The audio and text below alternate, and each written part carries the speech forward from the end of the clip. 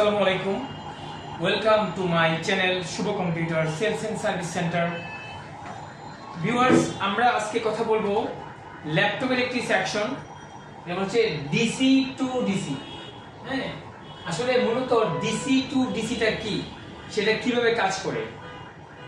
আমাদের step down সেকশনের পরে একটি গুরুত্বপূর্ণ সেকশন হচ্ছে ডিসি টু ডিসি। আপনারা দেখতে পাচ্ছেন এখানে একটি মোসফেট, এটা হচ্ছে আমাদের 5 ভোল্ট, এটা হচ্ছে আমাদের 3.3 ভোল্ট। মূলত এই মোসফেটের কাজ কি? এই যে এই 5 ভোল্ট প্লাস 5 ভোল্ট অলওয়েজ, মানে এই 5 ভোল্ট অলওয়েজটা আমাদের এখানে একটা এন চ্যানেল একটা মোসফেট থাকে। দুটো মোসফেটে এন চ্যানেল হয়। হ্যাঁ, জাস্ট এই 5 ভোল্টটাকে ড্রেন থেকে সোর্সের সামনে আউট করে দিবে। মানে বিষয়টা হচ্ছে যে এখানে যে 5 ভোল্ট এটাকে সামনে পাস করে দেওয়া। কখন পাস করবে এটা হচ্ছে কথা। এটাও সেম, এখানে 3.3 আসছে, সামনে এটাকে পাস করে দেওয়া সোর্সে 3.3। এখানে কোনো ভোল্টেজ কমবেও না বাড়বেও না। যে 5 ভোল্ট আছে 5 ভোল্টই ড্রেনে ঢুকবে, সোর্সে আউট হবে। আর যে 3.3 ভোল্ট আছে ড্রেনে ঢুকবে, সোর্সে 3.3 আউট হবে। এবং মাদারবোর্ডের বিভিন্ন জায়গায় যেখানে তার রিকোয়ারমেন্ট ভোল্টেজের সেটা যাবে।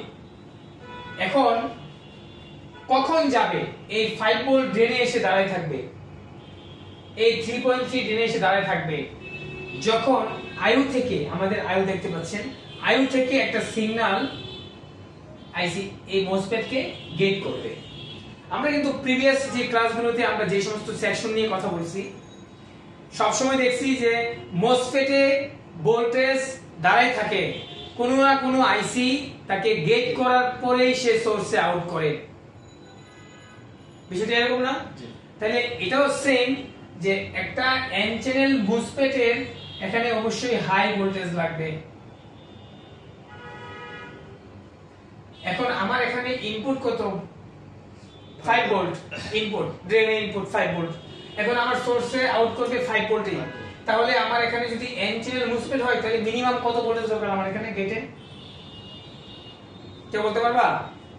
5 ভোল্ট হচ্ছে ইনপুট, ইনপুটের থেকে বেশি লাগবে, মিনিমাম 8 থেকে 9 অথবা 10 ভোল্টের দরকার গেটে।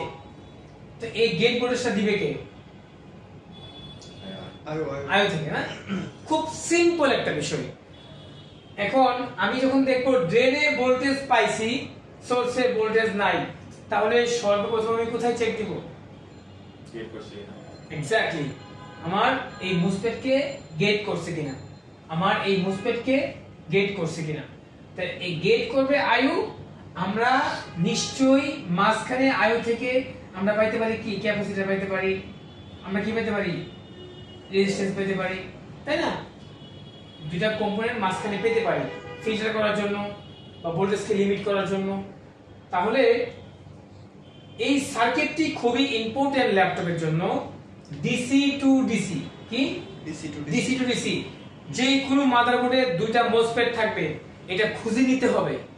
কি করতে হবে? মাদারবোর্ড থেকে খুঁজে নিতে হবে। আচ্ছা, আমরা যখন মাদারবোর্ড টেস্টিং করব, আমরা দেখব যখন আমি 3 ভোল্ট 5 ভোল্ট সেকশন পেয়ে যাব, বিন সেকশন পেয়ে যাব, আমার র‍্যাম সেকশন পেয়ে যাব, তারপরে দেখব যে ওখানে দুইটা মোসফেট কোথায় থাকতে পারে।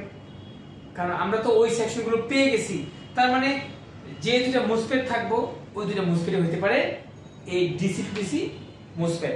নয়তো আমরা ওই মোসফেটটার পজিশন নাম্বার বা ডিনোটিং লেটারটা আমরা স্কিমেটিক ডায়াগ্রামে সার্চ করে কি আমরা ওখানে যখন দেখব, স্কিমেটিকে ঢোকার সাথে সাথে এরকম লেখা চলে আসবে 5 ভোল্ট অলওয়েজ, 3.3 ভোল্ট অলওয়েজ। যখন এইগুলো দেখবা তখন বুঝবা কি এটা ডিসি টু ডিসি মোসফেট। একটু লেটেস্ট বোর্ডগুলোতে এই আর্কিটেকচারটা একটু ভিন্ন রকম করছে, সেটা এখন আমি ছোট করে দেখাই দেই। এমন করছে বিষয়টা 1 2 3 4 5 6 7, 1 2 3 4 5 6 7, ঠিক আছে? এখানে দুইটা পিন করছে 5 ভোল্ট, এটা হচ্ছে কি 5 ভোল্ট। এখান থেকে এখানে আউট করবে 5 ভোল্ট, কত? 5 ভোল্ট, এটা কি 3.3 ভোল্ট, এটা 3.3 ভোল্ট, এখানে কত আউট করবে 3.3 ভোল্ট। আর এই দুটো হচ্ছে কি কি গেট, মানে আয়ু থেকে গেট করবে, আয়ু থেকে গেট করবে, এই দুটো গেট করার সাথে সাথে ভোল্টেজ, এই দুটো ground, G and D ground. দেখো হয়ে গেছে সার্কিট। মূলত লজিক কি, আমার এই 5 ভোল্টেজটা এখানে পার করা, এখানে 3.3 এখানে পার করা, আমার 5 ভোল্টেজ এখানে পার করা, 3.3 এখানে পার করা। পার কখন হবে, যখন আইসি গেট করবে। কথাটা কি মাথায় ঢুকছে ক্লিয়ার হবে? এটাকে আমরা মুসপেট বলি, যেটা আমরা আইসি বলতে পারি, যেহেতু এটা 14 লেগের, জাস্ট ব্রিজ বলতে পারি। আমাদের স্কিমেটিকের ভাষায় বা ইঞ্জিনিয়ারদের ভাষায় আমরা এক একজন এক একভাবে বলি। আমার দরকার হচ্ছে ডিসি টু ডিসি আইসিটা বা এই ভোল্টেজটাকে সামনে পার করে দেওয়া, জাস্ট এটার আর কোনো কাজ নেই, জাস্ট কি সামনে পাস করে দাও। তাহলে আমি তো মনে চেক দিব সে ড্রেন আর সোর্সে 5 ভোল্ট আর 3 ভোল্ট আছে কিনা। তুমি দেখবা ড্রেনে 5 ভোল্ট আছে কিনা, পাইছো, সোর্সে আউট করছে না, তাহলে গেট চেক দিবা। 3.3 ড্রেনে পাইছো কিনা, সোর্সে আউট করছে না, গেট চেক দিবা। সোর্সে পাই গেছে, তাহলে এই রিকোয়ারমেন্ট শেষ। আর দেখাতে হবে না, তো এই হচ্ছে লজিক। মানে আসলে এটা না পাইলে তাহলে আমি আইও রিকোয়ারমেন্টে যাব। এক্স্যাক্টলি, আইও থেকে তুমি এটা কপি করবা। গেটে যে আসছে সিগন্যালটা নাম কি হইতে পারে, sus P, S U S, sus P hash, কি সাস পি হ্যাশ, কি হতে পারে S U S, sus P hash. আবার কোন কোন থাকে কি সাস অন, মেইন অন, মানে এটা যখন তুমি এই লাইন চেক করবা স্কিমেটিকে, কি করবা, এই লাইন দেখবা এখানে স্পষ্ট একটা সিগন্যাল নেম থাকবে, সেটা আইও থেকে ওটাকে কপি করবা। এখানটা কি করবা, C O P Y, copy করে পরে সার্চ করবা স্কিমেটিক ডায়াগ্রামে, দেখবা ওই কপি করতে করতে কোথায় থেকে বের হইছে। আমরা একটা জিনিস শিখবো, আমরা যদি কোনো ভোল্টেজ মিসিং পাই, ওই জায়গা থেকে ওটার পিছে লাগবো নাকি, তাইলে এটা বের হবে না আমাদের, নিশ্চয়ই বের হবে যে এটা কোথায় থেকে আসছে, এই ভোল্টেজের উৎস কোথায় থেকে। যখন আমি গেট ভোল্টেজ পাবো না, আমি গেটের এই সিগন্যালটাকে কপি করে এখানে কি করব, পেস্ট করে এটা পিসি আসবো, পিসি আসবো, আইসা একেবারে আইউট কত নাম্বার 3 থেকে বের হচ্ছে, এটাও বের হয়ে যাবে। কি সুন্দর সিস্টেম নাকি। তাহলে এই হচ্ছে ডিসি টু ডিসি এবং ল্যাপটপের একটি ইম্পর্টেন্ট সেকশন। তো ভিউয়ার্স, আপনারা অনেকেই হচ্ছে কাজ শিখতেছেন, যারা নতুন বিগিনার্স তাদেরকে বলবো আমার ভিডিওগুলো ফলো করবেন। আপনারা যদি মনোযোগ সহকারে ভিডিওগুলো দেখেন, আপনারা অনেক থিওরিতে অনেক আগায় যাবেন।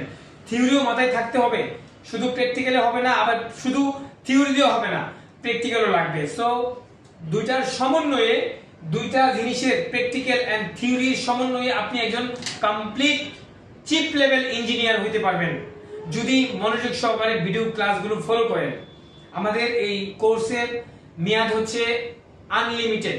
কোর্সে ভর্তি হবেন মানে আপনাকে কাজ শিখতে হবে, কাজ শিখবো ইনশাআল্লাহ। আল্লাহর রহমত থাকলে আপনি কাজ শিখবেনই, হয়তো 2 মাস, 6 মাস, 5 মাস, 1 বছর লাগবে, কিন্তু আমরা এক একটা ক্লাস আপনাকে 10 বার, 5 বার, 2 বার করে দেব। যতক্ষণ না পর্যন্ত আপনি মাথায় নিতে না পারবেন, ততক্ষণ ক্লাস দিতেই থাকবো আমরা, এটা আমাদের ওয়াদা। আমরা ধৈর্য সহকারে, আমরা এই শুভ কম্পিউটারে এডমিশন নেওয়ার পর ধৈর্য সহকারে থাকবো। আমরা একটা সময় চিপ লেভেল ইঞ্জিনিয়ার হয়ে ইনশাআল্লাহ এখান থেকে বের হবো। বোর্ড রিপেয়ার করে প্রবলেম ফাইন্ড আউট করা হচ্ছে বিশাল বিষয়। আপনার অনেকেই বোর্ড রিপেয়ার করতে পারে, প্রবলেম ফাইন্ড আউট করাটা খুব ইম্পর্টেন্ট। আপনি যে কোনো সিমটম, যে কোনো কিছু যখন আপনি শুনবেন, তখন আপনি দেখবেন যে কোথায় সমস্যা হতে পারে। তো আমরা এই এক একটা করে ক্লাস আমাদের দেওয়া আছে চ্যানেলে, আপনারা দেখে নেবেন। এই ক্লাসটি হচ্ছে নো পাওয়ারের ক্ষেত্রে, কি নো পাওয়ারের ক্ষেত্রে, no power, POW, no power. যখন আমরা দেখি এখানে ভোল্টেজ আইসা ঢালা হয়েছে, আমি কয়েকটা বোর্ড ওকে করছি, আমি যখন দেখলাম যে গেট করতে গেলে অনেক ঝামেলা হয়, আমি ডিরেক্ট জাম্পার করে দিছি, ড্রেন টু সোর্স জাম্পার করে দিছি, বোর্ড ওকে হয়ে গেছে, চালু হয়ে গেছে। গেট করতে গেলে সময় লাগতেছে, খুঁজতে টাইম লাগতেছে, স্কিমেটিক পাচ্ছি না, ডায়াগ্রাম পাচ্ছি না, জাম্পার দিয়ে কি কাজ চালাই দিছি। আমাদের বোর্ডটা রান করা হচ্ছে আমাদের উদ্দেশ্য। তো ভিউয়ার্স, আমি আর এই ভিডিওটি বড় করব না। আপনারা যারা কাজ শিখতে চান নিশ্চয়ই চলে আসবেন, এবং আমরা chip level, basic to advance chip level কাজগুলো শিখিয়ে থাকি। ভালো থাকবেন, আবারও দেখা হবে কোনো একটা ভিডিওতে।